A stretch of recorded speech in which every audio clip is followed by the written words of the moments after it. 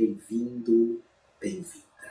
Espero de coração que essa lição que agora eu vou compartilhar contigo te encontre com saúde do corpo, saúde da mente, saúde emocional e, claro, saúde espiritual, que nada mais é do que um contato com a tua essência, com a tua espiritualidade. Nessa lição, eu vou falar para ti de um trabalho maravilhoso do Dr. David Hanks. Esse é um dos textos do Dr. David Hanks que chama-se Deixar Ir. Olha que lindo isso. Deixar ir é o desapego. Ele tem vários livros, várias pesquisas e hoje muitas vezes, quando nós escutamos falar no poder da gratidão, quando escutamos falar do DNA e de visões quânticas também, normalmente as pesquisas iniciais desses assuntos, e na minha opinião as mais profundas, vêm do Dr. David Hanks.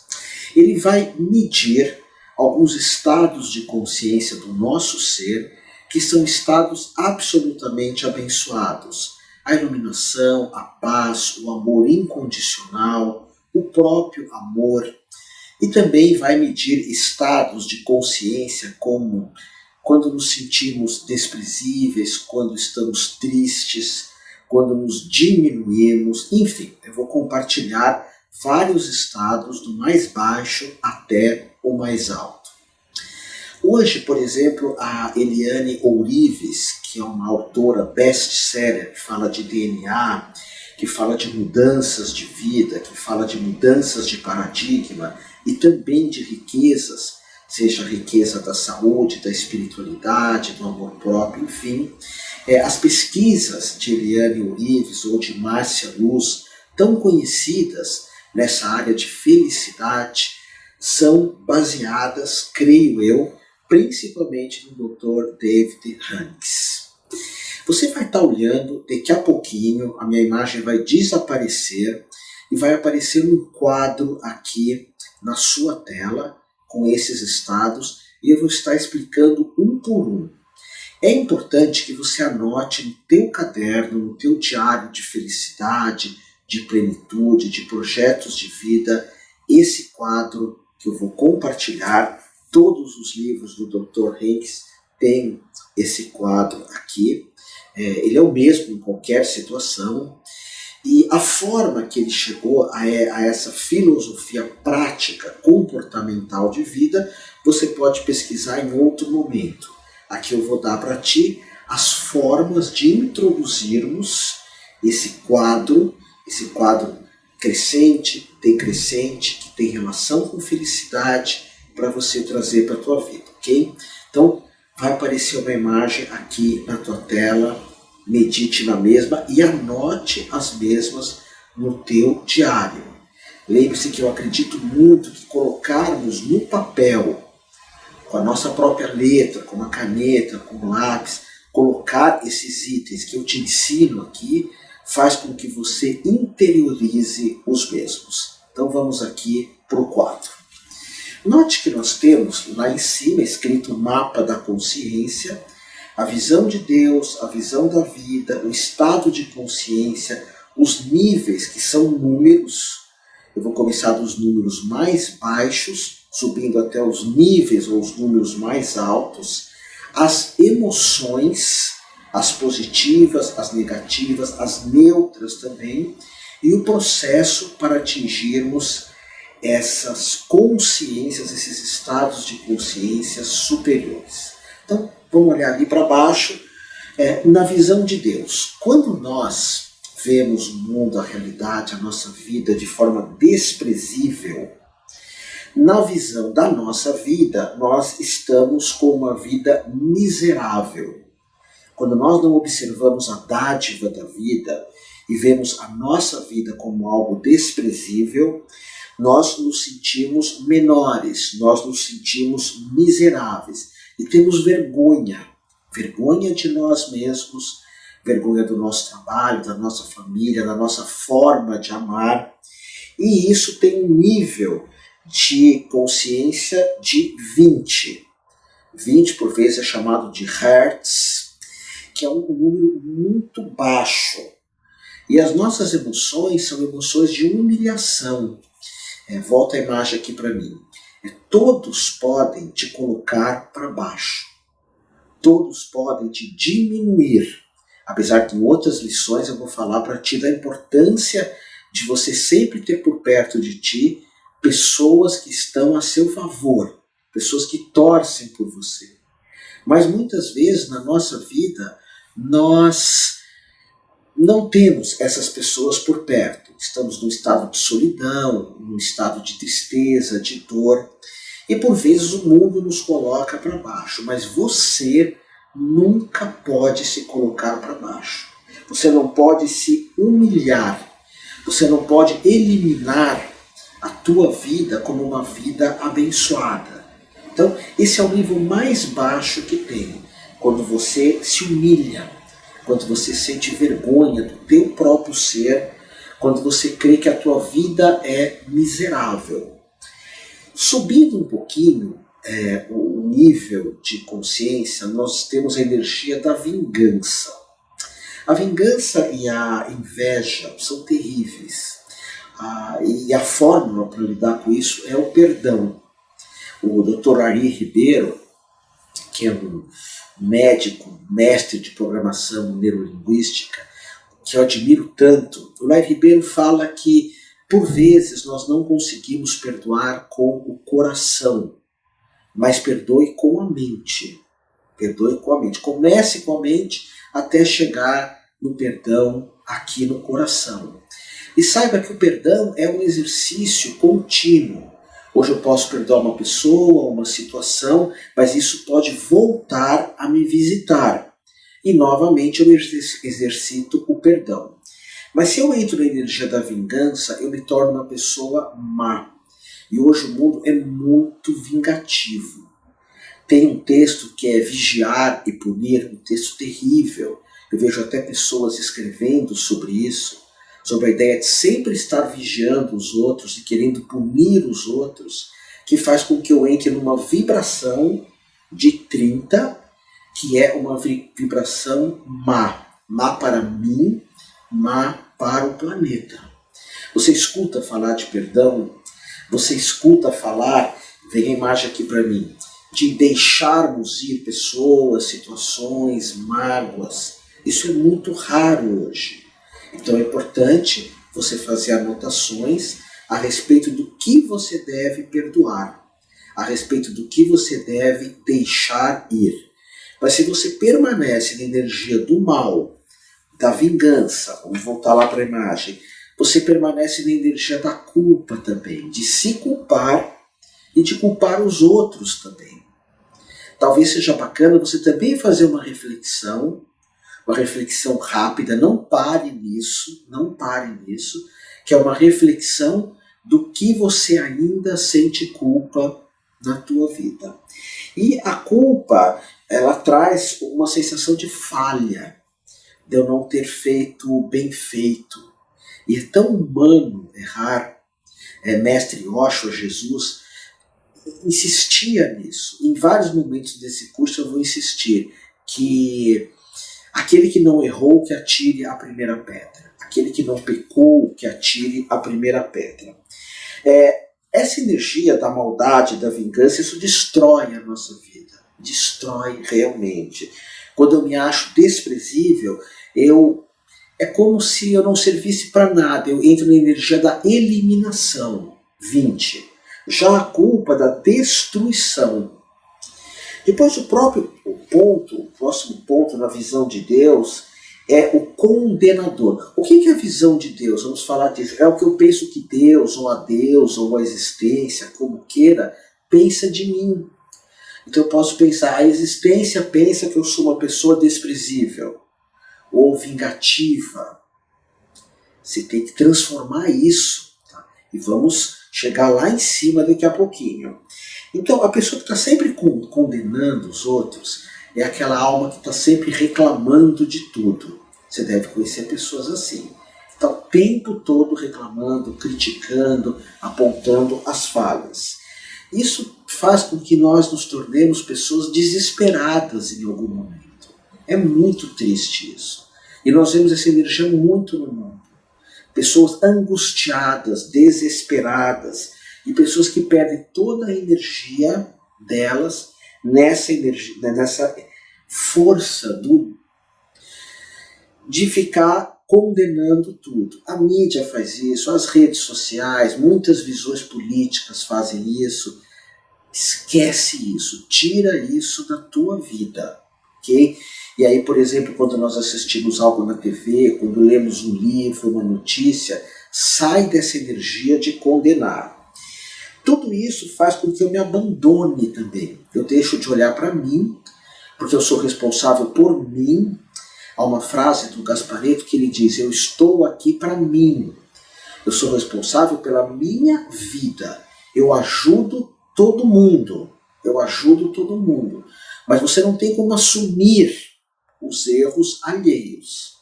Eu insisto que nós devemos sim termos compaixão, ajudar todos os seres.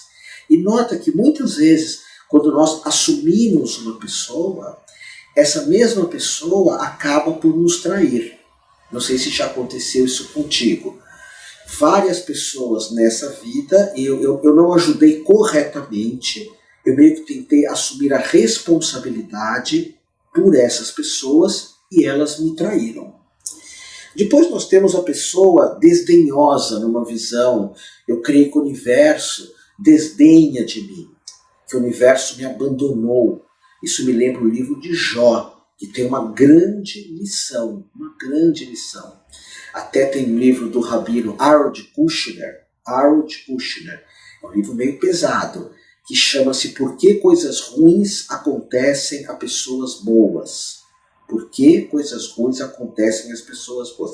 Se eu me sinto, se eu desdenho de mim em qualquer situação, eu posso atrair um monte de coisas ruins, que é o que nós chamamos da pessoa que vive falando e vivendo tragédias na vida.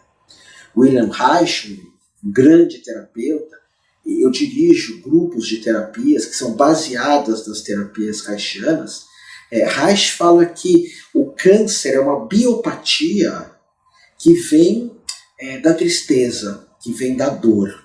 Não necessariamente eu concordo com isso. O câncer tem várias origens, mas viver uma vida sempre observando o trágico, de forma triste, é claro que eu trago para mim essa tristeza. Eu só vou olhar isso. Lembra quando mulheres grávidas, quando a mulher está grávida, ela anda na rua e ela vê um monte de mulheres grávidas. Se eu tenho um carro amarelo, eu vejo um monte de carros amarelos. Enfim, eu acabo atraindo isso para a minha vida. A pessoa desdenhosa que vê tragédia, ela é uma pessoa triste, que está sempre se arrependendo do que fez ou do que viveu, e ela tem um processo depressivo, que é esse nível 75. Ou seja, então, vê que o pior na visão do Dr. David Hanks é quando eu tenho vergonha de mim. Mas é muito baixo também a energia da tristeza, ok?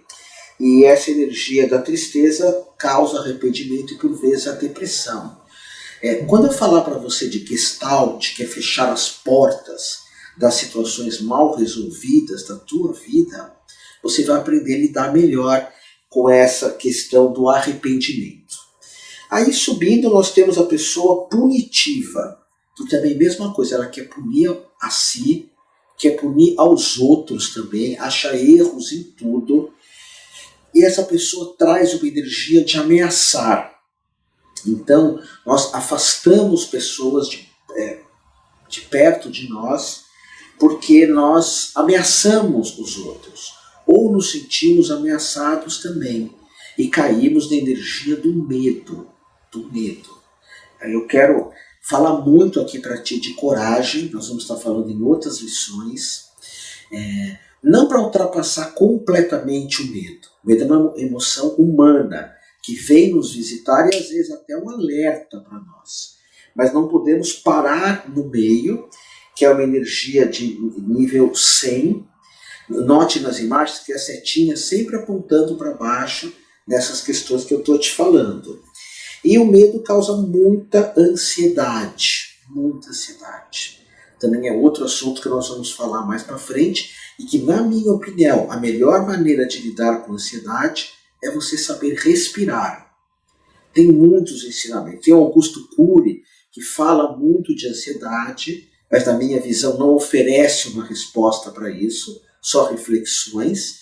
Existe o taoísmo chinês, eu estou até com uma roupa de taoísta aqui, que vai falar da respiração para lidarmos com a ansiedade. Algumas tradições inspiradas em Yoshua, em Jesus, falam da fé. Enfim, eu gosto de ter uma visão de lidarmos com a ansiedade, uma visão multidisciplinar. Até mesmo alguns alimentos hoje estão associados com ansiedade, inclusive o carboidrato em excesso. E essas energias me dão uma certa abstinência, ou seja, eu paro de viver o que está acontecendo, eu paro de viver o que se apresenta aqui para mim, porque eu tenho essa energia de medo, de ansiedade, sempre pensando e repensando num futuro cheio de expectativas.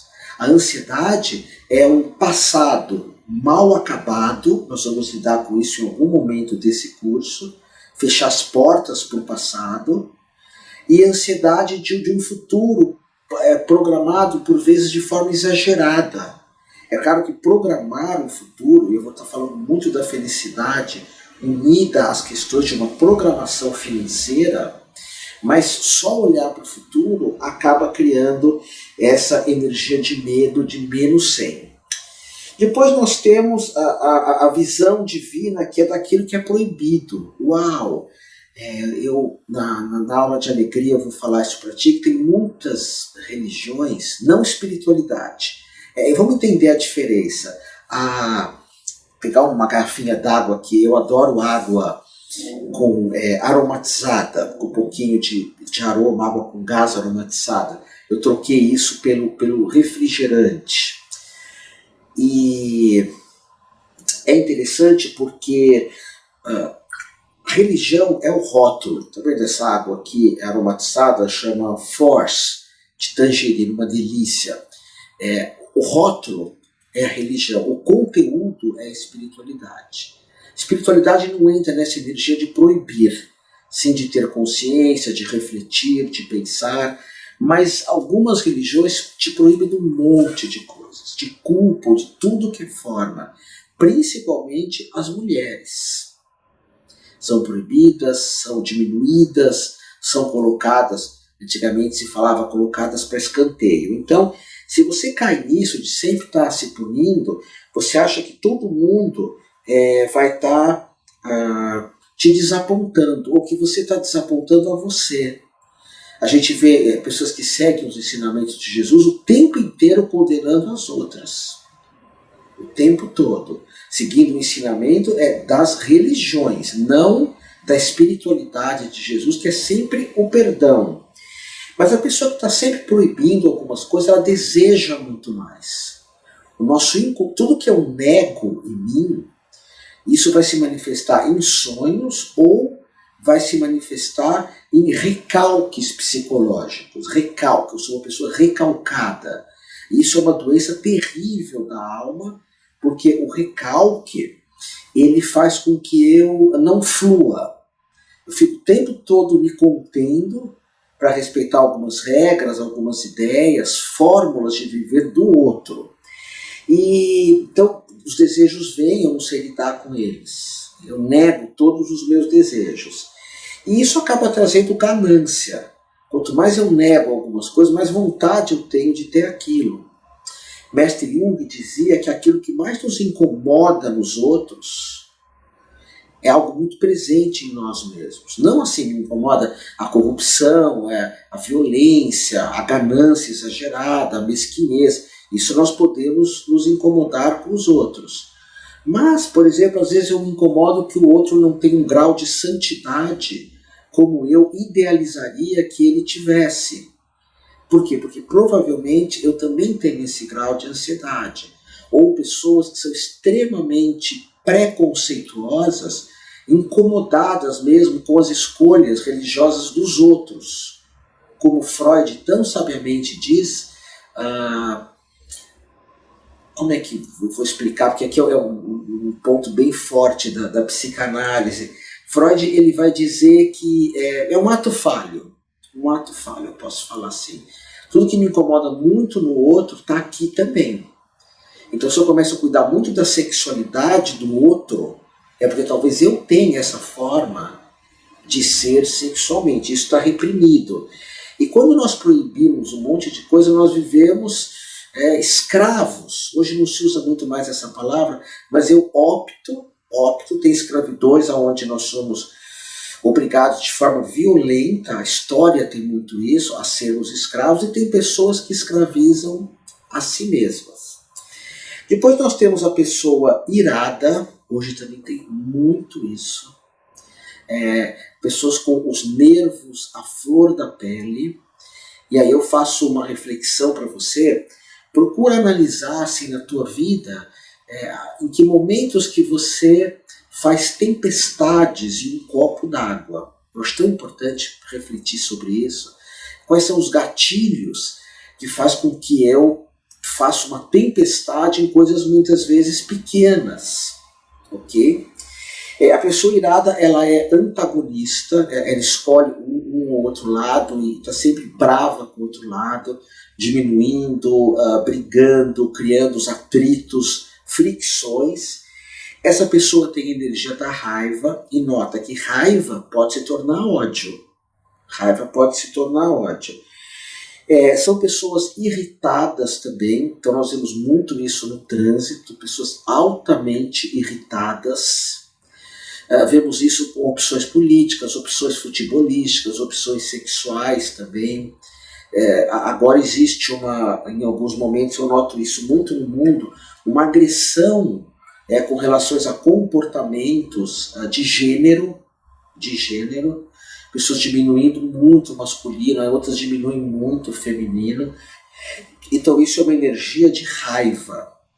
Quando eu falar de liberdade para ti, eu vou falar a diferença entre o rebelde e entre o revolucionário ou a revolucionária. O revolucionário ele briga com tudo. O rebelde ele não se importa com algumas coisas. Eu não vou entrar nessa discussão, eu não vou entrar nessa divisão que Buda falava, atração e aversão. Isso é um grande perigo. Eu amo tal coisa, eu não vivo sem aquilo, eu odeio aquela outra coisa. Tem um filme que mostra bem isso, aliás é uma série, é uma aula de psicologia, chama Presença de Anitta. É uma série que mostra esse antagonismo, essa ira e o desastre que isso causa, a presença de Anitta. Depois nós temos a energia da alma indiferente em relação a algumas coisas, mas exigente em relação a outras. E isso traz muito orgulho, o orgulho negativo, ok? Se valorizar sim, mas não parar, não perder a humildade. Quando eu falo dos países mais felizes do mundo, por exemplo, eu vou falar da Dinamarca, das zonas azuis, como um dos países mais felizes do mundo, eles são muito humildes, levando em conta o estudo, os valores financeiros que eles têm, a educação, mas ainda assim há uma humildade. E claro que na Dinamarca existe um índice de infelicidade grande também. Em todos os países tem. Mas nota-se que esse índice de infelicidade na Dinamarca vem por vezes da falta de humildade, ok? O orgulho exagerado pode fazer com que eu despreze o pensamento alheio, a vida alheia em situações muito legais. Eu gosto de falar quando eu interpreto, quando eu lido com astrologia séria eu lido, que tem algumas almas de alguns signos que tem que abrir portas. E quando você vê uma porta fechada e você abre, você tem duas ali. Se você abre as duas, você tem 4. Se você abre as 4, você tem 8. Ou você pode ficar a vida inteira com uma porta fechada na tua frente. abra portas. E as pessoas que desprezam modos de vida alheios, posso falar, não é o meu modo de vida, mas se eu desprezar, de novo Freud, de novo o ato falho, será que não tem uma sementinha, um interesse ali que eu estou negando? E, por último, a pessoa, a gente vai entrar agora em algo um pouco mais, começa a melhorar um pouco, tá vendo que tem uma seta para cima e uma para baixo. Então, nota o 200 ali, tá para cima e para baixo, esse item, que é a pessoa permissiva. Então, você se permitir para muita coisa pode ser uma coisa legal. Por exemplo, que eu falei, eu me permiti trocar a água com gás por refrigerante. Eu adoro refrigerante, adoro. E chegou o momento que eu estava tomando muito refrigerante. Então eu tive que abrir mão desses refrigerantes e lendo o Dr. Mohamed, que eu vou estar falando para você em algum momento aqui desse curso, lendo esse livro aqui dele que eu gosto muito, Pilares para uma Vida Saudável, os estudos do Dr. Mohamed Barakat, ele vai estar falando dessa questão da água com gás, ok? Tem várias pesquisas que elas são legais. Então eu me permito trazer essa água com gás e não me permito mais refrigerantes, a não ser em situações muito ímpares. E isso me dá coragem. Coragem é legal, coragem de abrir portas, coragem de afirmar a minha capacidade, falar do meu empoderamento também. Isso é muito bacana, ok? Então nós falamos desse nível, né, dessa visão que é chamada de mapas da consciência. Eu não vou entrar em contato nesse curso, nessa formação, de como isso é medido, das pesquisas. Você pode ler Eliane Olives, pode ler Márcia Luz, ou você pode ir direto na fonte, né, que é o doutor David Hankins, direto na fonte dessa visão. E esse livro, na minha opinião, é o melhor deles, Deixar Ir. É um livro incrível, nós vamos falar disso mais para frente, de tudo aquilo que eu tenho que deixar ir na minha vida, abrir mão, ok? Então eu vou fechar essa lição, vou beber um bom gole de água com gás e aromatizada. Eu já estou em jejum intermitente, que é algo que eu faço por longos períodos da minha vida, jejum e jejum intermitente. Isso é uma fonte incrível de felicidade. Mas eu vou agora beber minha água e em seguida, na próxima lição aqui na frente, vamos falar dos níveis positivos. Como que você pode trazer isso para a sua vida? E uma reflexão bacana é pegar o teu diário e escrever quando que eu me sinto desprezível, aonde que eu busco vingança, aonde que eu busco a tragédia, aonde que eu quero punir todo mundo, em que situação que isso vem me visitar. E aí eu vou entrando num processo de transformação muito lindo, que é essa transformação que eu estou propondo nessas lições que envolvem felicidade. Tudo que eu estou falando aqui para a felicidade, para a ansiedade, para o Ikigai, que é o nosso projeto de vida, para quem é terapeuta, curadores energéticos, tudo isso é muito interessante. Te encontro ali na frente.